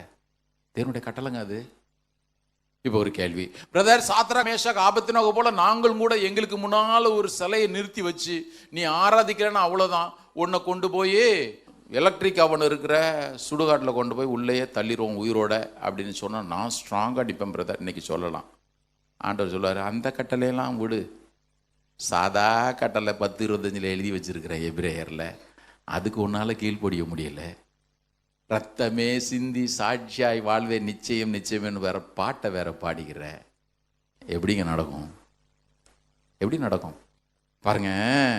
சாது சுந்தர் சிங் ஒரு முறை சொன்னாரு, நீ தேவனுக்காக சாவுறது ஈஸி, நீ தேவனுக்காக வாழ்றது தான் கஷ்டம்னு சொன்னார். புரியுதா புரியலையா? ஆண்டவருக்காக நீ வாழ்றது கஷ்டம், ஆண்டவருக்காக சத்துறதெல்லாம். ஒரு AK-47 இங்கே வச்சு பஸ்டேன் நீ ஆண்டவரை மறுதளிக்கிறியா இல்லையா? நான் மறுதளிக்க முடியாது, டப்புன்னா நான் அவ்வளோதான், அடுத்த செகண்டில் போயிடலாம். ஆனால் அந்த ஆண்டவருக்குன்னு வாழ்றது இருக்குது தெரியும்ல. ஒவ்வொரு நாளும் சாகணும், ஒவ்வொரு நாளும் சிலுவை எடுக்கணும், ஒவ்வொரு நாளும் சுயத்தை சாகடிக்கணும். அப்படி செஞ்சாதான் ஆண்டவருக்குன்னு வாழ முடியும். கர்த்தருக்கு ஸ்தோத்திரம். இன்றைக்கு ஆண்டவர் அவருக்காக வாழக்கூடிய ஒவ்வொரு வாய்ப்புகளை நமக்கு தர்றாரு. அவருக்கு சாட்சியாய் நிலைநிற்கக்கூடிய ஒவ்வொரு சூழலையும் நமக்கு ஏற்படுத்தி கொடுக்குறார். ஒரு அலையிலே சொல்லுவோமா, இந்த 3 பேருடைய வாழ்க்கையிலும் அதுதான் நடந்துச்சு. இந்த பார், தேவனுக்கு சாட்சியாய் நீ வாழ்றியா வாழலையா? இப்போ அவர்களால் எப்படி சாட்சியாய் வாழ முடிஞ்சது? அவங்க ஒன்று தான் சொன்னாங்க, எந்த ஒரு சூழ்நிலை எங்களுக்கு விரோதமாய் எழும்பினாலும், எவர் எங்களுக்கு எதிர்த்து நின்றாலும், ஒரு காரியத்தில் நான் தீவிரமாக இருக்கிறேன். பிரதர், தேவனுக்கு சாட்சியா வாழ்றதுனா நீங்கள் என்னமோ போய் நின்று பெரிய ஸ்டேஜை போட்டு நின்று ஓ இயேசுதான் மெய்யான தெய்வன் கத்துறது இல்லை. முதல்ல எங்கே தெரியுமா தொடங்கணும்? அவர் சொல்லுகிற ஒவ்வொரு வார்த்தைக்கும் நான் கீழ்ப்படுகிறேன் என்று சொல்லி, இது சின்ன வார்த்தையாக உங்களுக்கு தோணாலும் சரி, பெரிய கட்டளையாக தோணாலும் சரி, நான் அதற்கு அப்படியே கீழ்ப்படுகிறேன் என்று எப்பொழுது நாம் கீழ்ப்படுகிறோமோ அப்பொழுதே தேவனுக்கு சாட்சியாக நம்ம வாழ துவங்கிறோம். பாருங்க, வசனத்துக்கு கீழ்ப்படுகிறவங்களா இருங்க. பிரதர், நான் வசனத்துக்கு கீழ்ப்படியவே மாட்டேன் பிரதர், ஆனால் ஆண்டவர் மாட்டோம் ஆராதனைக்கு வந்தா தேவகுமாரா தேவகுமாரா என்ன நினைச்சிடுங்க. ஆண்டவர் சொல்லுவார், உடனே நான் ஏன் நினைக்கணும்? உன்னை எதுக்கு நினைக்கணும்? நான் வாசிக்கலாமா? ஒரு வசனம் வாசிக்கலாம் பாருங்க. எப்பொழுதுமே காம்ப்ரமைஸ். நான் எதுக்கு எபிரேயர் 10:25 நான் உங்களுக்கு சொன்னேன் அப்படின்னு கேட்டிங்கன்னா, ஒவ்வொரு முறையும் சமரசம் செய்து கொள்றதற்கு உங்களுக்கு முன்னால் அப்படி ஒரு சான்ஸ் அப்படி பிசாசு வச்சுக்கிட்டே இருப்பான். இதுவா அதுவா, தேவனா வேற எதுவுமா? நான் உங்களுக்கு சொன்னல, 30 வெள்ளிக்காசா இயேசுவா, 30 வெள்ளிக்காசா இயேசுவா? வாசிடலாம். ஆதியாகமம் 13வது அதிகாரம். ஆபிரகாமினுடைய மேய்ப்பருக்கும் லோத்தினுடைய மேய்ப்பருக்கும் அங்கே பெரிய சண்டை வருது. ஒரு வார்த்தை ரொம்ப கஷ்டமாக இருக்கும் பாருங்க. இந்த வசனத்தை நீங்கள் வாசிங்கன்னா, வேதம் சொல்லுகிறது பெத்தேலுக்கு அருகாகத்தான் ஆபிரகாம் கூடாரத்தை போட்டிருந்தான், அங்கே பலிபீடத்தை உண்டு பண்ணி வச்சுருந்தான். இப்போது பிரச்சனை வந்த உடனே ஆபிரகாம் அவங்கள பார்த்து சொல்கிறான், நீ இடதுபுறம் போனால் நான் வலதுபுறம் போகிறேன், நீ வலதுபுறம் போனால் நான் இடதுபுறம் போகிறேன். 10வது வசனத்தை கவனிங்க. 13:10. அப்பொழுது லோத்து தன் கண்களை ஏறெடுத்து பார்த்து யோர்தான் நதிக்கு அருகான சமபூமி முழுவதும் நீர்வளம் பொருந்தினதாக இருக்க கண்டான். கர்த்தர் சோதோமையும் கொமாரையும் அழிக்கும் முன்னே சோபாருக்கு போகும் வழி மட்டும் அது கர்த்தருடைய தோட்டத்தை போலவும் எகிப்து தேசத்தை போலவும் இருந்தது. அப்பொழுது லோத்து யோர்தானுக்கு அருகான சமபூமி முழுவதையும் தெரிந்து கொண்டு கிழக்கே பேசாம பிரயாணப்பட்டு போனான். இதை இங்கிலீஷ் பைபிளில் போடும் பொழுது போட்டிருக்குது, அவன் தனக்கென்று தெரிந்து கொண்டான். அவன் தனக்கென்று தெரிந்து கொண்டான், தனக்குன்னு தெரிஞ்சுக்கிட்டான். தேவனுடைய ஆலோசனை எனக்கு தேவையில்லை. ஆபிரகாம் பாருங்க அப்படி தகச்சு போய் நிற்கிறான். Show me the next step Lord, எனக்கு நீங்க வழிகாட்டுங்க. ஆண்டவர் சொன்னாரு, நீ நடந்து திரி போ, நீ எந்த தேசத்துல எவ்வளவு தூரம் மிதிக்கிறியோ எல்லாவற்றையும் நான் உனக்குன்னு தர்றேன். ஒரு அலையிலே சொல்லுவோமா? எதுக்கு நான் இதை சொல்ல வர்றேன்? ஒவ்வொரு முறையும் தேவனா மற்ற காரியங்களா, ஆராதனையா மற்ற காரியங்களா, அல்லது ஆண்டவருக்கு எடுத்த காரியமா உலகத்திற்கு எடுத்த காரியமானு உங்களுக்கு முன்னால ஒவ்வொரு நாளும் பொற்சலைய பிசாசு நிறுத்திக்கிட்டு தான் இருக்கிறான், தெரியுமா?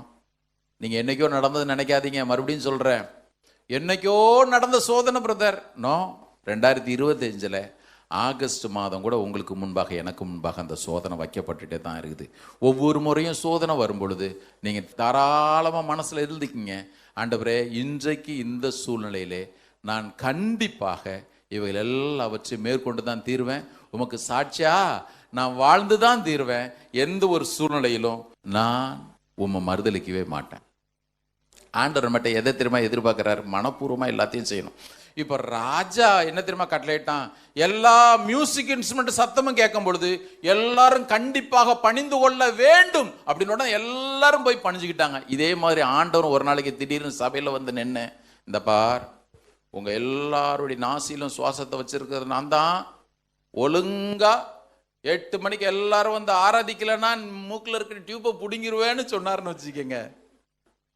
சப்போஸ் அடுத்த வாரம் ஆண்டவர் வந்துடுறார் புல்பீட்டுக்கு, நானும் பார்த்து ஏமாந்துட்டே இருக்கிறேன், அடுத்த வாரம் 8 மணிக்கு வரல அப்படின்னு சொல்லிட்டாருன்னு வச்சுக்கிங்களேன், நம்ம எல்லாரும் 7:45 அட்டண்டன்ஸ் போட்டுருவோம்.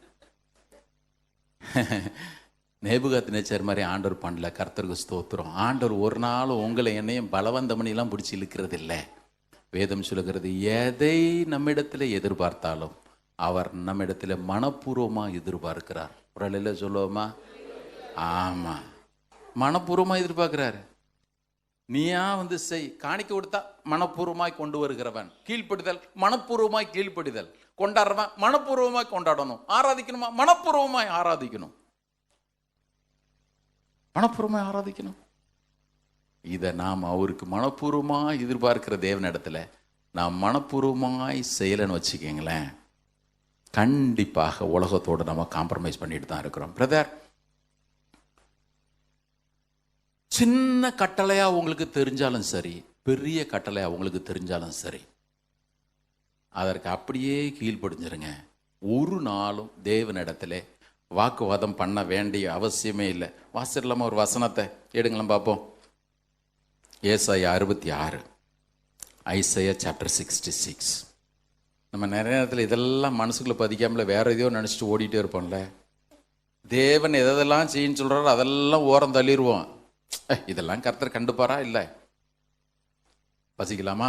66வது அதிகாரம் 1வது வசனம் வசிங்க. கர்த்தர் சொல்லுகிறது என்னவென்றால், வானம் எனக்கு சிங்காசனம், பூமி எனக்கு பாதபடி, நான் எந்த நாட்டிலையும் உனக்காக எந்த கிரியை நடப்பிப்பேன். அடுத்தது, நீங்கள் எனக்கு கட்டும் ஆலயம் எப்படிப்பட்டது, நான் தங்கியிருக்கும் ஸ்தலம் எப்படிப்பட்டது, என்னுடைய கரம் இவைகளை எல்லாம் சிருஷ்டித்ததினால் இவைகள் எல்லாம் உண்டாயின என்று கர்த்தர் சொல்லுகிறார். ஆனாலும் கவனிங்க, ஆனாலும் ஏங்க நான் யாரு?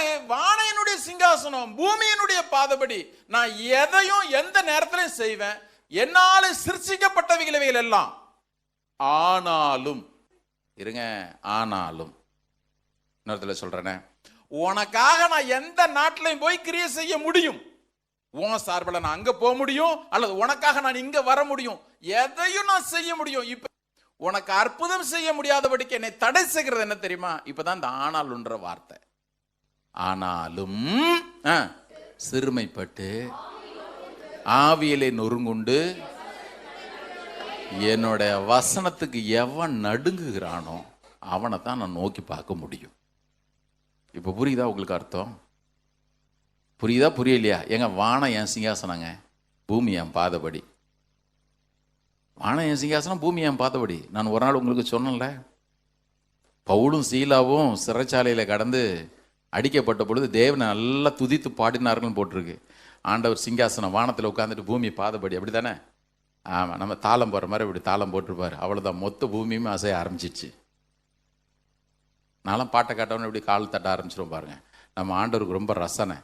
நம்ம ஆராதனை அவ்வளோ நேசிக்கிறவர். தப்பு தப்பாக பாடுறோமோ, 7 கட்டையில் பாடினாலும் சரி, 8 கட்டையில் பாடினாலும் சரி, நீங்கள் உருட்டு கட்டையில் பாடினாலும் சரி, முழு மனசோடு ஆண்டவர் நீங்கள் ஆராதிச்சிங்கன்னா அவர் தாளம் போட ஆரம்பிச்சிருவார். பவுல் என்ன ஸ்கேல் பார்த்தா பாடியிருப்பாரு, வழியில் என்ன பாட முடியும்? அல்லேலூயா முடிஞ்சது, எல்லாம் போச்சு.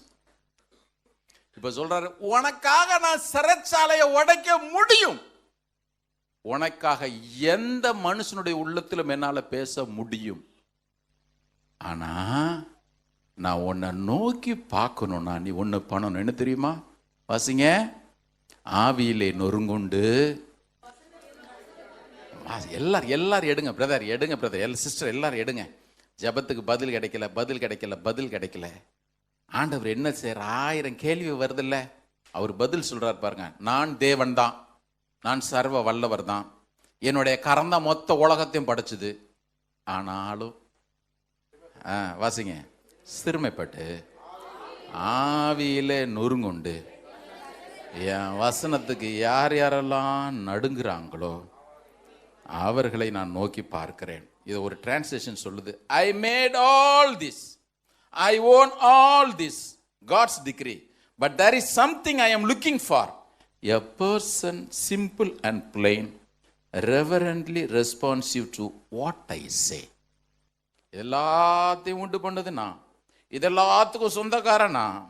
ஆனால் ஒரு காரியத்திற்காக நான் அப்படி பார்த்துக்கிட்டே இருக்கிறேன். நான் நோக்கி பார்க்கறது யாரை தெரியுமா? சாதாரணமா எளிமையா இருந்து நான் என்ன சொல்றனோ அதை பயபக்தியோடு செய்யறதற்கு ஆயத்தமா யார் இருக்கிறாங்களோ அவர்களை நான் நோக்கி பார்க்கிறேன். சின்ன கட்டளை பிரதர், எந்த விதத்தில் நான் காம்ப்ரமைஸ் செய்து கொள்ள போகிறதே இல்லை. கர்த்தர் இன்னைக்கு நம்ம எல்லாருக்கும் உதவி செய்யட்டும். சாத்ராக் மேஷாக் ஆபேத்நேகோ எப்படி அவனால முடிஞ்சது பிரதர்? நான் ரொம்ப சாட்சியன் இருக்கலாம், பெரிய போராட்டம்லாம் பண்ணிக்கிட்டே இல்லை பிரதர். நான் தேவனுக்கு அவருடைய வார்த்தைக்கு கீழ்ப்படின்னு நான் டிசைட் பண்ணிட்டேன். ஒவ்வொரு சின்ன சின்ன காரியத்திலும் அவருக்கு நான் கீழ்ப்படிஞ்சிட்டு வர்றேன். எனக்காக அவருடைய பலத்தை வழக்கரம் கிரியை செய்கிறத எவரும் தடுக்கவே முடியாது. ஆமென். சங்கீதம் 119 120 சங்கீதக்காரன் சொல்லுகிறான், ஆண்டவரே உமக்கு பயப்படுகிற பயத்தால என்னுடைய உடம்பு சிலிர்க்கிறது, உமது நியாய தீர்ப்புகளுக்கு நான் பயப்படுகிறேன். ஏன் சங்கீதக்காரனை பார்த்து, தாவீதை பார்த்து ஆண்டவர் இவன் என்னுடைய இருதயத்திற்கு ஏற்றவன் சொன்னார் தெரியுமா? வாசிங்க இப்ப எல்லாரும் அந்த வசனத்தை திரும்ப. சங்கீதம் 119 120 மனசுல வச்சுங்க. வாலிப பிள்ளைகள் ஒவ்வொருத்தரும் மனசுல வச்சுக்கங்க. ஆண்டவரே ஆடுகளின் பின்னாக அலைந்த தாவீதை கொண்டு போய் நீர் அப்படி ராஜாவா மாத்தினீரே, நானும் இப்படி பின்னால ஏதோ பின்னால சுத்திட்டு இருக்கிறேனே. அவன் ஆடுகளின் பின்னாக அலைந்தான், நான் வேற ஒருத்தங்க பின்னால அலைஞ்சிட்டே இருக்கிறேன். வாசிங்க இப்போ. உமக்கு பயப்படும் பயத்தால் என்னுடைய உடம்பு சிலிர்க்கிறது, உம்முடைய நியாய தீர்ப்புகளுக்கு நான் பயப்படுகிறேன். நியாய தீர்ப்புகளுக்கு பயப்படுகிறேன். இன்னைக்கு ஆண்டவர் உதவி செய்யட்டும். பிரதர், என் வாழ்க்கையில நான் போகிற அக்கினி சுளையின் அனுபவத்திலிருந்து தேவன் என்னை தப்பு வைக்கணும் யார் யாரெல்லாம் விரும்புறீங்களோ ஒவ்வொருத்தரும் கண்டிப்பாக சின்ன சின்ன வார்த்தையா இருந்தாலும் அவர் சொல்லுகிற ஒவ்வொரு வார்த்தைக்கும் கீழ்ப்படிய கற்றுக்கொள்ளுங்கள். ஆமென். 3வது காரியத்தை மாத்திரம் நான் சொல்லிடுறேன். விசுவாசத்துல உறுதியாயிருங்கள். 1 சொன்னேன், உலகம் உங்களை பகைச்சு ஆச்சரியப்படாதிருங்க. 2வது காரியம், தேவனுடைய வார்த்தைக்கு கீழ்ப்படிங்க. 3வது, தேவனுடைய வார்த்தைக்கு கீழ்ப்படுவோமேனால் நமக்குள்ள தானா தைரியம் வரும். அந்த விசுவாசத்துல நீங்கள் உறுதியாயிருங்கள். 17 18 ஆகிய வசனங்கள்ல 3வது அதிகாரத்துல நேபுகத்நேச்சாரை பத்தி 3 பேரும் சொல்றாங்க. நேபுகத்நேச்சாரே, உமக்கு தெரிய கடவுது. நாங்கள் ஆராதிக்கிற எங்கள் தேவன் எங்களை தப்புவிக்க வல்லவர். அவர் ஒருவேளை எங்களை தப்புவியாமற் போனாலும், இங்கிலீஷ்ல 3 வேர்டு தான், பட் இஃப் நாட், அவர் எங்களை தப்புவிக்கலனாலும். இது அவிசுவாசத்தின் வார்த்தைகள் அல்ல. அவங்க சொன்னது, ஆண்டவர் எங்களை வச்சு என்ன திட்டம் வச்சிருக்கிறாரோ எங்களுக்கு தெரியாது. நாங்க ஒருவேளை அக்னி சூளையில போடப்பட்டு செத்தாலும் அவர் மகிமைப்படுவார். நாங்க ரத்த சாட்சியை மறிக்க கூட ரெடியா இருக்கிறோங்க. தேவன் இந்த பாதையில போறங்க எங்களை அனுமதிச்சிருக்கிறாரு நினைச்சுக்கிறோம். தேவன் எங்களை தப்புவிக்கலன்றதுனால தேவன் ஜீவன் இல்லாதவர், உண்மை இல்லாதவர் நினைச்சிடாத. தேவன் எங்களை தப்புவிக்கலனாலும் கூட தேவன் உண்மை உள்ளவர். ஒரு அலையில சொல்லுவோமா, நான் வியாதி நீங்க ஜெபம் பண்றேன், வியாதி ஒருவேளை போகலனாலும், வேலை கிடைக்கலன்னு ஜெபம் பண்றேன், வேலை கிடைக்கலனாலும், எல்லா சூழ்நிலையிலும் எனக்கு சாதகமா இருக்குன்னு ஜெபம் பண்றேன், சாதகமா இல்லைனாலும், அவங்க சொன்னது போல தேவனை தவிர்த்து நாங்கள் எவரையும் சேவிக்க போகிறது இல்லை. விசுவாசம் எப்பொழுதுமே பெரிய பிளான் உங்க கையில கொடுக்காது. பாருங்க, பிளானை கொடுக்கவே கொடுக்காது. வேதம் சொல்லுகிறது எபிரியர் 11வது அதிகாரத்தில், விசுவாசத்தினாலே ஆபிரகாம் தாம் போகிற இடம் இன்னதுன்னு தெரியாமலே புறப்பட்டு போனான். இது எப்படி இருக்குது பாருங்க. எதுக்கு விசுவாசம்? போற இடம் என்னன்னு தெரியல. அந்த வசனத்தை வாசிங்க பார்ப்போம். 11:8 வாசிங்க. விசுவாசத்தினாலே ஆபிரகாம் போகும்படி அழைக்கப்பட்ட போது கீழ்ப்படிந்து, போகிற இடம் என்னன்னு தெரியாமலே புறப்பட்டு போறது. பதிலே தெரியல பிரதர், ஆனால் அவர் சொல்லிட்டார் நான் பாட்டுக்கு போயிட்டே இருக்கிறேன். பதிலே தெரியல பிரதர், அவர் சொல்லிட்டார் நான் கீழ்ப்படிவேன். பதிலே தெரியல பிரதர், அவர் எனக்காக எல்லாவற்றையும் செய்து முடிப்பார்ன்ற நம்பிக்கையோட நான் போயிட்டே இருக்கிறேன் பிரதர். இந்த ஒன்று மாத்திரம் நம்முடைய இருதயத்தில் இருக்குமே ஆனால் கண்டிப்பாக நான் சொல்கிறேன், எல்லா சூழ்நிலையும் அவருடைய பலத்த கரத்தை நம்முடைய வாழ்க்கையில் பார்க்க முடியும். தேவன் உண்மையுள்ளவராக இருக்கிறார்.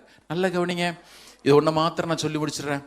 தேவன் ஒரு பொழுதும் என்ன அந்த சூழலுக்குள்ள போகாமலே தப்புவிப்பார்னு நினைக்காதீங்க. ஆண்டவர் அக்னியிலே இருந்து தப்புவிக்கிறது மாத்திரமல்ல, அக்னிக்கு உள்ளாக இருந்து நம்மை தப்புவிக்கிறவர். ஆமென். நான் அடிக்கடி யோசிப்பேன், இந்த பிரச்சனையில போக வச்சுட்டு எதுக்கு தூக்கி எடுக்கிறது, அதுக்கு போக விடாமலே தப்பிச்சுட்டு இருக்கலாமே. உண்மையா இல்லையா? உண்மையா இல்லையா? நேபுகாத்நேச்சாருக்கு முன்னால தேவன் அப்படி பயங்கரமா தரிசனமாகி, அல்லது ராஜாக்களுடைய இருதயமெல்லாம் கர்த்தருடைய கரங்களில் நீர்க்கால்களை போல் இருக்கிறது, அவர் தமக்கு சித்தமானபடியெல்லாம் திருப்புகிறார்னு போட்டிருக்குத. இவன் தான் 2வது அதிகாரத்தில் ஏற்கனவே இந்த தேவனை போல பெரிய தேவன் இல்லைன்னு கன்ஃபர்ஸ் பண்ணியிருக்கிறானே. திடீர்னு அவனுக்கு நைட்டில், முந்தின நாள் நைட்டில் அவன்கிட்ட போயிட்டு அவனை ஒரு மிரட்டி, இங்கே பாரு நீ யாருனாலும் வச்சுக்கோ, சாத்ராக் மேஷாக் ஆபத்தினா கூட வச்சுக்கிட்டு அவ்வளோதான் பாரு, ஒரே தட்டு ஒன்றை தட்டிடுவோன்னா ஒரு மிரட்டணுன்னா மிரட்டி இருந்திருக்கலாம். ஆண்டவர் செய்யவே இல்லை.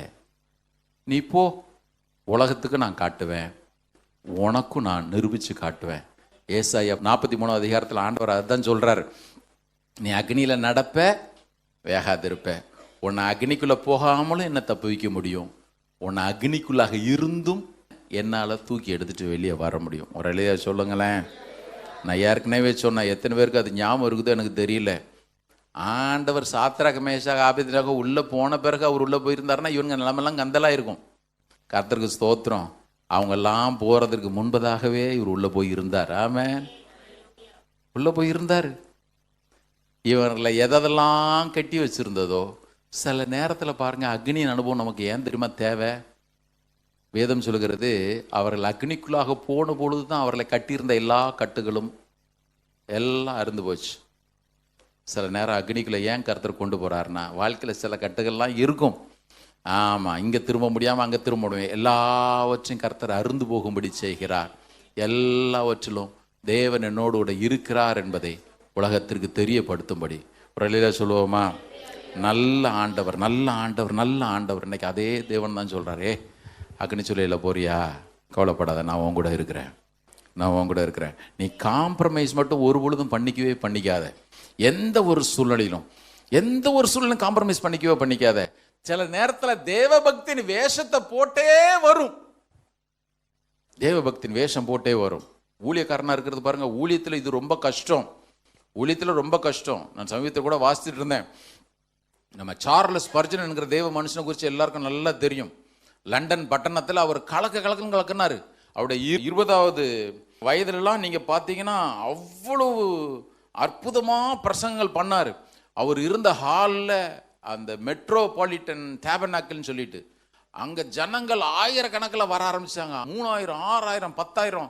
இவர் ஜனங்களை பார்த்து சொன்னார், நல்ல வேளை எல்லாரும் நீங்க ஞாயிற்றுக்கிழமை மாலை ஈவினிங் சர்வீஸுக்கு வாங்க, புதுசா வரவங்களுக்கு மார்னிங்ல இடம் கொடுக்கணும் கெஞ்ச வேண்டிய சூழ்நிலை ஆயிடுச்சு. அவ்வளவு ஜனங்கள் வந்துகிட்டே இருந்தாங்க.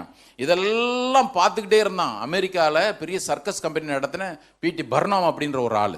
அவன் பார்த்துட்டு நேரா சார்லஸ் பர்ஜனுக்கு ஒரு கடிதம் எழுதினான். நீங்க அமெரிக்காவுக்கு வாங்க, அமெரிக்காவுக்கு வந்தீங்கன்னா எங்கள் சர்க்கஸ் கூடாரத்தையே உங்களுக்கு தர்றேன். நீங்கள் வந்துட்டேன்னா 10,000, 20,000 ஜனங்க வருவாங்க. அப்படி நீங்கள் ஆண்டவர் பற்றி சொன்ன மாதிரி ஆகும், எனக்கு சர்க்கஸுக்கு ஆள் வந்த மாதிரி ஆகும். நாமளாக இருந்தால் சொல்லியிருப்போம், கர்த்தர் எனக்கு புதிதாக அமெரிக்காவில் வாசலை திறந்தார். நம்ம சொல்லியிருப்போமா? சொல்லியிருக்க மாட்டோம். ஊரெல்லாம் ஃபேஸ்புக்கிலெல்லாம் பறந்துருக்கோம், கர்த்தர் திறந்த வாசலுக்காக ஸ்தோத்திரம். சார்லஸ் பர்ஜன் என்ன தெரியுமா பதில் எழுதினாராம்? அப்போஸ்தலர் 10:25 போட்ட மாதிரி, உன் பணம் உன்னோடு கூட நாசமாய் போக கடவுது. இதை வாசிச்சோன்னு நான் நினச்சேன், ஆண்டவர் இதை மாதிரி சொல்கிறதுக்கு எனக்கு உதவி செய்யுங்க ஐயா.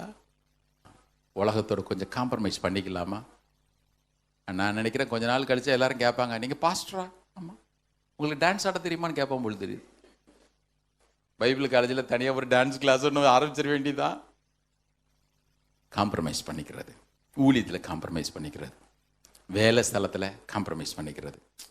இன்னைக்கு ஒரு நாள் தானே பைபிள் ரீடிங், காம்ப்ரமைஸ் பண்ணிக்கலாம். இன்னைக்கு ஒரு நாள் தானே ஆராதனை, பார்த்துக்கலாம், அடுத்த வாரம் பார்த்துக்கலாம். 52 வாரம் ஆராதனை நடக்குது. 52 வாரம் ஆராதனை. என்னைக்கோ ஒரு நாள் தானே ஃப்ரெண்ட்ஸுங்களோட அப்படி கொடைக்கானல் போயிட்டு வர போகிறோம், அப்படி போயிட்டு வந்துடுறது. நீங்கள் கொடைக்கானல் போனாலும் அங்கேயும் ஆராதனைக்கு போங்க, வேண்டான்னு சொல்லலை. ஆனால் ஆராதனை ஒரு நாளும் விட்டுறாதீங்க. எந்த ஒரு சூழ்நிலையும் தேவனுக்கு எடுத்த காரியத்தில் நீங்கள் காம்ப்ரமைஸ் பண்ணிக்காதீங்க. நாம் வாழ்வோமே ஆனால் நீங்களும் நான் அவருக்கு பாராட்டுகிற வைராக்கியத்தை விட தேவன் அதிக வைராக்கியம் பாராட்டுவார். ஆமென். இந்த வசனத்தை வாசிச்சு முடிங்க, எடுங்க பார்ப்போம். தானியேல் 3வது அதிகாரம். இவங்க என்னெல்லாம் பண்ணாங்கன்னு போட்டுருக்குது பாருங்க. ஏன்னா இன்றைக்கி விட்டா இன்னொரு பிரசங்கத்துக்காக பண்ண முடியாது. தானியேல் 3வது அதிகாரம் பியூட்டிஃபுல்லாக அவர்களுக்கு குறித்து எழுதப்பட்டிருக்குது பாருங்க. 28வது வசனத்தை வாசிங்க. அப்பொழுது நேபுகாத்நேச்சார் வசனித்து, சாத்ராக், மேஷாக், ஆபேத்நேகோ என்பவருடைய தேவனுக்கு ஸ்தோத்திரம், அவர்கள் தங்களுடைய தேவனை தவிர வேறு ஒரு தேவனையும் சேவித்து பணியாமல் 1, 2வது அவரையே நம்பி 2, 3வது ராஜாவின் கட்டளையை தள்ளி 4, தங்கள் சரீரங்களை ஒப்பு கொடுத்ததினால் அவர் தம்முடைய தூதனை அனுப்பி என்னை கூட அக்குன்னு சொல்லி தப்புவே ஆண்டவரே. ஆண்டவர் சொன்னார், 4 பாயிண்டை விட்டுட்டு 5வது பாயிண்ட்ல வந்து ஆன்சர் எழுதிட்டு இருக்கிறேன். நான் 4 பாயிண்டை சொல்லலாம்னா நானும் நல்ல கள்ள போதாக நான் மாறிடுவேன். கர்த்தருக்கு ஸ்தோத்திரம். அதே தேவன் நேற்றும் என்றும் என்றும் மாறாதவர், உலகத்தின் முடிவு வரைந்த சகல நாட்களும் உங்களோட இருப்பேன்னு சொன்னவர் இன்னைக்கு என் கூட இருக்கிறார். பட் அவர் எதிர்பார்க்கிற எதெல்லாம் என்னுடைய வாழ்க்கையில் இருக்குது, முற்றிலுமாக அவருக்கு ஒப்பு கொடுப்போம். ஆமென். எல்லாரும் எழுந்து நிற்போம். தானியேல் புத்தகத்தை தொடர்ந்து நம்ம தியானிக்க வேண்டியிருக்குது. 2வது அதிகாரம் ரொம்ப முக்கியமான அதிகாரம். கர்த்தர் தியானிக்க உதவி செய்வாராக. எல்லாரும் எழுந்து நிற்போம். ஆண்டவரே கேட்ப, ஆண்டவரே உமக்கு சாட்சியாக வாழ நேர் எனக்கு உதவி செய்ய ஐயா. உங்களுடைய பலத்த கரத்தை என் வாழ்க்கையில் பார்க்க நேர் எனக்கு உதவி செய்யும். எல்லாரும் கண்களை மூடி கொஞ்ச நேரம் கரங்களை உயர்த்தி, நான் உங்களுக்கு சொன்னல, எல்லா சூழ்நிலையிலும் கிரியை செய்ய வல்ல தேவன். வானம் அவருடைய சிங்காசனம், பூமி அவருடைய பாதபடி. அவ்வளோ பெரிய தேவனை நம்ம ஆராதிக்கிறோம். நம்ம ஆராதிக்கிற தேவன் எப்படிப்பட்டவர்? எல்லா சூழ்நிலையும் நமக்காக மாற்றி அமைக்கக்கூடியவர், எதை நமக்காக செய்யக்கூடியவர். அந்த நல்ல ஆண்டவரை கொஞ்ச நேரம் எல்லாரும் ஆராதிப்போம். ஹல்லேலூயா, ஹல்லேலூயா, ஹல்லேலூயா. நல்லா துதிங்க பார்ப்போம். நல்லா துதிச்சு முடிப்போம். நல்லா துதிங்க அவரை. இன்னைக்கு நம்ம போகிற எந்த சூழ்நிலையா இருந்தாலும் அவர் கூட நடக்கிறார் பாருங்க. தேவ குமாரன் நம்மோடு கூட நடக்கிறார். நான் போன வாரம் சொன்னேன், தேவன் அவருடைய கரத்தை என் வாழ்க்கையில பார்க்க முடியல, நான் ஏன் சாட்சியா வாழணும்? தானியேல், சாத்ராக், மேஷாக், ஆபேத்நேகோ ஒரு நாள் அப்படி நினைக்கவே இல்லை. எல்லா சூழ்நிலைகளுக்கு நான் சாட்சியா வாழ்வேன் தீர்மானிச்சேன்.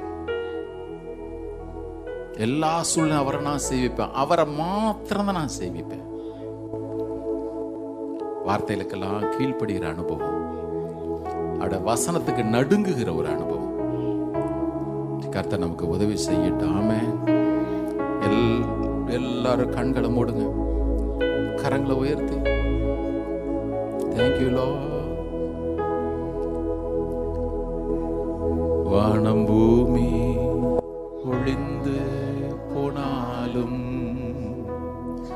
உம் வார்த்தைகள் என்றும் மாறாது. வாழ்க்கை அழிந்து மறைந்து போ, விசுவாசி என்றென்றும் பிழைப்பார். வானம் பூமி ஒழிந்து போனாலும் உம் வார்த்தைகள் என்றும் மாறாது. இவ்வாழ்க்கை அழிந்து மறைந்து போ, விசுவாசி என்றென்றும் பிழைப்பார்.